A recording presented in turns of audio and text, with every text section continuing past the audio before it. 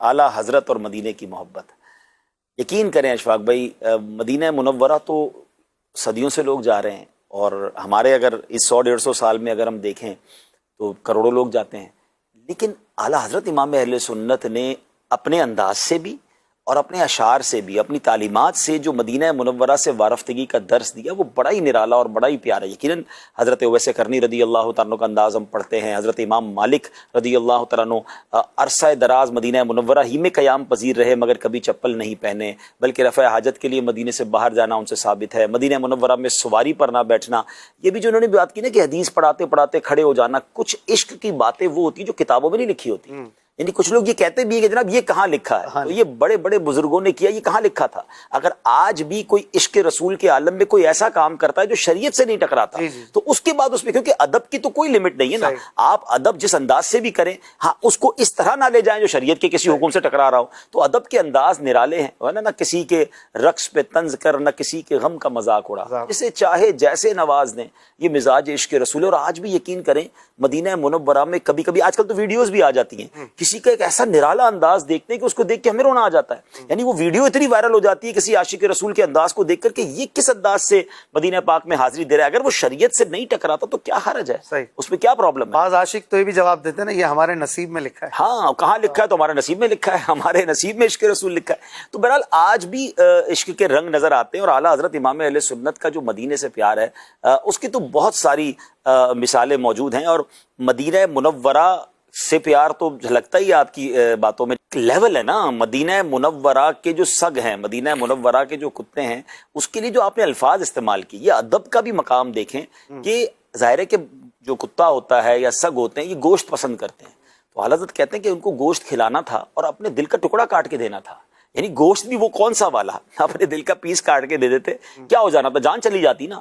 تو کوئی بات نہیں، مدینے کے کتوں سے جان اتنی پیاری ہے.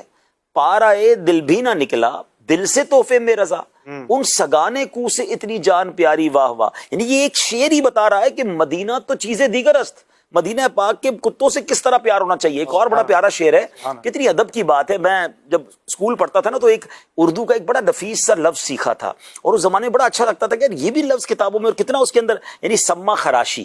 اب یہ لفظ نارملی تو آج کی اردو میں نہیں بولا جاتا، پر اس زمانے میں کہ کسی ادب سے کسی بزرگ سے بات کرنی، حضور اگر سما خراشی نہ ہو تو کچھ عرض کریں. وہ لکھنؤ والی اردو جو ہماری کتابی اردو میں جب جملہ سنتے تھے، مگر سیدی اعلیٰ حضرت جب یہ شعر سنا کہ خوف ہے سما خراشی یہ سگے طیبہ کا، یعنی مجھے یہ خوف ہے کہ مدینہ منورہ کے کتوں کی نیند خراب نہ ہو جائے، ان کے آرام میں خلل نہ پڑے، وہ ڈسٹرب نہ ہوں. خوف ہے سما خراشی یہ سگے طیبہ کا، ورنہ کیا یاد نہیں نالا و افغا ہم کو. ہمیں بھی بلند آواز سے رونا آتا ہے، مگر مدینے میں اپنی آواز کو پست رکھنے کا ایک وجہ یہ بھی ہے. سبحان اللہ. یعنی یہ بے شک تخیلات ہیں، مگر یہ تخیلات ہی تو آپ کو ڈائریکشن دیتے ہیں نا کہ وہاں رہنا کس ادب سے ہے. اچھا اب جب کتوں کا ادب اس طرح بیان ہو گیا تو وہاں کے رہنے والوں کا، وہاں کی باقی چیزوں کا، مسجد نبوی شریف کا کتنا ادب ہمارے اندر ہونا چاہیے، زائرین مدینہ کا ادب کتنا ہونا چاہیے، نبی پاک کے مہمانوں کے ساتھ رویہ کیا ہونا چاہیے. تو اب اسی طرح اگر ہم مدینہ شریف کی حاضری کی بات کریں تو اعلیٰ حضرت اپنے اشعار سے کس طرح ہمیں سکھاتے ہیں. یعنی میرے ون آف فیوریٹ شعر میں ایک شعر یہ ہے کہ جب خاص طور پہ مکے سے مدینے جاتے ہیں نا تو جو راستہ ہے نا وہ راستہ بھی بڑا نرالا ہے. جو تھوڑی دیر بعد مدینہ منورہ کے بورڈز آ رہے ہوتے ہیں تو اعلیٰ حضرت نے اس راستے پر تو شعر لکھا نا کہ واروں قدم قدم پہ ہر دم ہے جانے نو، یہ راہ جاں فضا میرے مولا کے در کی ہے. یعنی یہ راستہ وہ ہے جو آقا کے در پر جا رہا ہے اور میں قدم قدم پر اپنی جان قربان کروں. اللہ اکبر اپنے قدم ارو وہ خاک پاک، حسرت ملائکہ کو جہاں وضع سر کی ہے. اچھا پھر اعلیٰ حضرت جو ہے نا وہ ایکچولی انسٹیٹیوٹ بھی ہے نا، وہ اپنی کیفیت کے ساتھ ساتھ ہمیں بھی ساتھ لے کر چلتے ہیں، تو ہمیں بھی جھنجھوڑتے ہیں. پتہ ہے کہاں جا رہے ہو؟ کہتے ہیں ہاں ہاں رہے مدینہ ہے، غافل ذرا تو جاگ، او پاؤں رکھنے والے یہ جا چشم و سر کی ہے. یہ پیر رکھنے کی جگہ نہیں ہے، یہ آنکھیں اور سر رکھنے کی جگہ ہے. پھر زائرین کو جھنجھوڑتے ہیں، معراج کا سما ہے کہاں پہنچے زائروں، کرسی سے اونچی کرسی اسی پاک در کی ہے. یعنی امیجنیشن کی دنیا میں اعلیٰ حضرت آپ کو مدینے کا سفر بھی کرواتے ہیں اور پھر بار بار آپ کو اہمیت بھی بتاتے ہیں کہ اچھا اب جب آپ وہاں پہنچ جاتے ہیں تو پھر اعلیٰ حضرت امام اہل سنت بتاتے ہیں کہ یہ کیسا دربار ہے، یہاں دل کھول کر مانگنا ہے، گھبرانا نہیں ہے، مانگیں گے مانگے جائیں گے منہ مانگی پائیں گے، کیونکہ سرکار میں نہ لا ہے نہ حاجت اگر کی ہے. اچھا کچھ لوگوں کو مانگنے میں شرم آ رہی ہوتی ہے، کچھ لوگوں کو مانگنے میں ایسا فیل ہوتا ہے کہ بھائی ہم تو خود دنیا کو دینے والے ہیں. بھکاری بن جائیں تو سمجھاتے ہیں یہ وہ والی بھیک نہیں ہے، دنیا والی بھیک. اور کمال کی ایک یوں سمجھے کہ بات فرماتے ہیں کہ دنیا میں کسی سے بھی کوئی بندہ مانگتا ہے نا تو اس کا مورال ڈاؤن ہو جاتا ہے، اس کی سیلف رسپیکٹ ڈاؤن ہو جاتی ہے. مگر آپ کہتے ہیں لب واہ ہیں، آنکھیں بند ہیں، پھیلی ہیں جھولیاں، کتنے مزے کی بھیک تیرے پاک در کی ہے. یعنی بھیک کب سے مزے کی ہو گئی بھائی؟ یعنی اعلیٰ حضرت کے اشعار جو ہے وہ کمال ہے نا، وہ الفاظ لاتے ہیں کہ درد بھی ایسا ہے جس میں مزہ ہے، کیونکہ عشق رسول کا درد ہے. بھیک بھی وہ ہے جس میں مزہ ہے. بھیک میں کون سا مزہ ہوتا ہے؟ مگر کتنے مزے کی بھیک تیرے پاک در کی ہے. اچھا زیادہ ٹائم بھی نہیں لگے گا، یہ بھی سمجھاتے ہیں.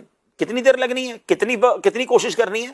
منگتا کا ہاتھ اٹھتے ہی داتا کی دین تھی، دوری قبول و عرض میں بس ہاتھ بھر کی. بس آپ نے اسٹارٹ لینا ہے، ادھر سے جھولیاں بھر دی جانی ہے. اچھا پھر آپ کو امید بھی دلاتے ہیں، پھر بعد میں پھر جھنجھوڑتے ہیں کہ دیکھو تو صحیح کس دربار میں آئے، اف بے حیائیاں کہ یہ منہ اور تیرے حضور، ہاں تو کریم ہے، تیری خو درگزر کی ہے. یعنی ہمیں یہ بھی یاد دلاتے ہیں کہ آقا کے در پر جا کر یقیناً مان میں مچلنا بھی ہے اور اپنی خطاؤں پر لرزنا بھی ہے. یعنی کیا ہمیں ایک کیفیت عطا فرماتے ہیں. سبحان اللہ. تو اعلیٰ حضرت پھر سرکار علیہ السلام سے عرض کیسے کرنا ہے کہ حضور ہم سرکار ہم گواروں میں طرز ادب کہاں، ہم کو تو بس تمیز یہی بھیک بھر کی ہے. کبھی کہتے ہیں کہ حضور تیرے ٹکڑوں سے پلے، غیر کی ٹھوکر پہ نہ ڈال، جھڑکیاں کھائیں کہاں چھوڑ کے صدقہ تیرا. یہ جو جس طرح اعلیٰ حضرت ہمیں مدینے لے جاتے ہیں نا، اور نبی پاک سے عرض کرنے کا، پیارے آقا کی بارگاہ میں التجا کرنے کا ہمیں طریقہ اور سلیقہ سکھاتے ہیں، یہ کمال ہے. اور اس میں جو انداز ہے سیدی اعلیٰ حضرت کا، بندہ اگر اس کو اڈاپٹ کر لیتا ہے نا تو پھر خود بھی وہ مدینے پاک میں کیفیت میں رہتا ہے. پھر وہ بار بار اس کو اگر وہ اشعار یاد آتے رہیں اور اپنے گناہ بھی یاد آتے رہیں. پھر اعلیٰ حضرت امام اہل سنت کے اور بھی بہت سارے ایسے کلام ہیں جس میں نبی پاک علیہ الصلوۃ والسلام کی مہربانیاں، سرکار علیہ الصلوۃ والسلام کی امت سے پیار، پھر ہمارے اپنے گناہوں پر معافی کا ایک انداز.